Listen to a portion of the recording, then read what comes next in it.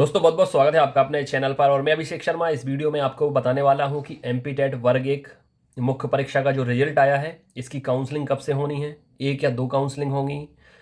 और इसके साथ साथ इसमें जो डॉक्यूमेंट्स वेरिफिकेशन होने वाला है, जो दस्तावेज सत्यापन होने वाला है, उसमें आपको कौन कौन से डॉक्यूमेंट्स लगेंगे, क्योंकि बहुत सारे ऐसे ग्रुप मेंबर हैं जिनका सिलेक्शन हुआ है। अभी अगला जो स्टेप होता है वो होता है काउंसलिंग का। तो काउंसलिंग में चॉइस फिलिंग भी होगी, डॉक्यूमेंट वेरिफिकेशन भी होगा। और जैसा कि मैं आपसे लगातार बताते आया हूँ शुरू से कि जो नया सत्र आपका शुरू होता है उससे आपकी ज्वाइनिंग हो जाएगी पहली काउंसलिंग के द्वारा, और दूसरी काउंसलिंग फिर आपकी जुलाई अगस्त में हो सकती है। तो फिर आपको जो भी पद वृद्धि के लिए आंदोलन चल रहे हैं, जो भी पद वृद्धि के लिए मुहिम चल रही है, चाहे वर्ग एक की बात हो, वर्ग दो की बात हो, वर्ग तीन की बात हो, सभी को बढ़ चढ़ कर पद वृद्धि में हिस्सा लेना है। जो भी आंदोलन होते हैं उनमें भी सहयोग देना है, क्योंकि ये किसी एक की लड़ाई नहीं है, सभी की लड़ाई है। जितने लोग जा सकते हैं तो जाकर, जितने लोग सोशल मीडिया से कर सकते हैं तो सोशल मीडिया से, जितने मेंटर या यूट्यूबर अपने अपने चैनल से कर सकते हैं तो वहाँ से, जहाँ से भी जो कोई जितना सहयोग कर सकता है उतना भी आपको करना चाहिए। क्योंकि मध्य प्रदेश की स्थिति सरकारी नौकरियों के प्रति बहुत ज़्यादा दयनीय हो गई है। अन्य स्टेट में अगर थोड़ी सी भी सेंधमारी होती है या थोड़ी सा भी डाउट होता है एग्ज़ाम भर्ती परीक्षा को लेकर, तो वहाँ एग्ज़ाम को रद्द कर दिया जाता है, कैंसिल कर दिया जाता है। लेकिन एमपी में खुलेआम धांधली घोटालेबाजी चलती है, फिर भी भर्तियाँ हो रही हैं लगातार। इन पर अंकुश लगाना ज़रूरी है। अगर ऑनलाइन एग्ज़ाम कराने में सरकार काबिल नहीं है, काबिलियत नहीं दिखा पा रही है, सक्षम नहीं है, तो ऑफलाइन एग्ज़ाम जैसे अन्य स्टेट्स में होते हैं, अन्य राज्यों में होते हैं, तो एमपी में भी ऑफलाइन एग्ज़ाम एक दिन में कराए जाने चाहिए। एक जैसा सबका प्रश्न पत्र आना चाहिए, हर जिले में सेंटर होना चाहिए, नॉर्मलाइजेशन की प्रक्रिया बंद होनी चाहिए और 1 से 1.5 महीने के अंदर रिजल्ट आना चाहिए। सालों प्रक्रिया चलती है, बच्चे ओवर एज हो रहे हैं, डिप्रेशन का शिकार हो रहे हैं, पर्याप्त अपॉर्चुनिटीज़ नहीं मिल पा रही हैं। ये सारी वजहें कहीं ना कहीं बहुत ज़्यादा मुश्किलात का सामना करने को मजबूर करती हैं। जो युवा हैं, पढ़े लिखे, एजुकेटेड हैं, लेकिन जब तक उन्हें नौकरी नहीं मिलती तब तक उनकी काबिलियत पर समाज को संदेह रहता है, डाउट रहता है। लेकिन सरकार पर्याप्त मौके ही नहीं देना चाहती, दे ही नहीं रही। इस वजह से बच्चे डिप्रेशन में जा रहे हैं, सुसाइड कर रहे हैं। हालांकि सुसाइड नहीं करना चाहिए, आप लोग केवल योगदान करें तो भी काफ़ी कुछ किया जा सकता है। बढ़ चढ़ कर आप लोग हिस्सा लें। मैंने आपको बता दिया है, पहली काउंसलिंग मार्च के महीने में एमपी टेट वर्ग एक मुख्य परीक्षा की, और दूसरी काउंसलिंग आपकी जून या जुलाई में। नए फिर वहाँ पर जो दूसरा हाफ शुरू हो जाता है, पहला सत्र तो आपका अप्रैल से ही शुरू हो जाएगा।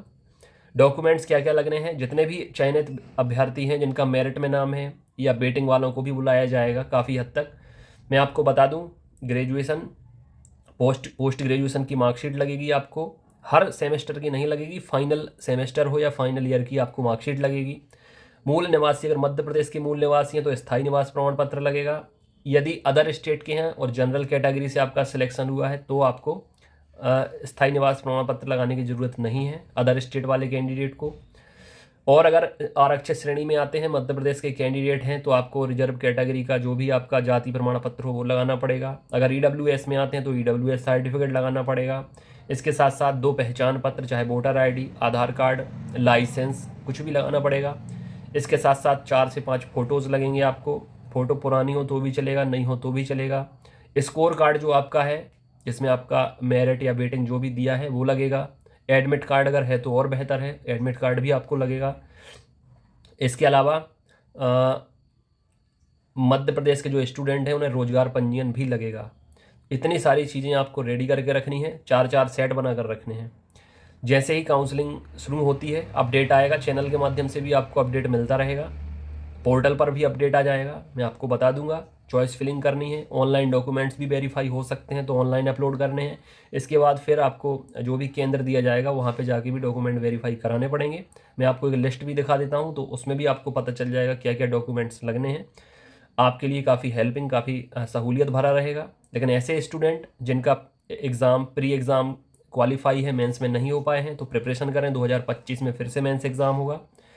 और इसके साथ साथ ऐसे कैंडिडेट जो वर्ग एक के लिए अब एलिजिबल हो गए हैं, शुरुआत से तैयारी करना चाहते हैं, तो जुड़िए फटाफट। चैनल के माध्यम से, ग्रुप के माध्यम से, एप्लीकेशन के माध्यम से आपको ऑनलाइन प्रिपरेशन कराई जाएगी।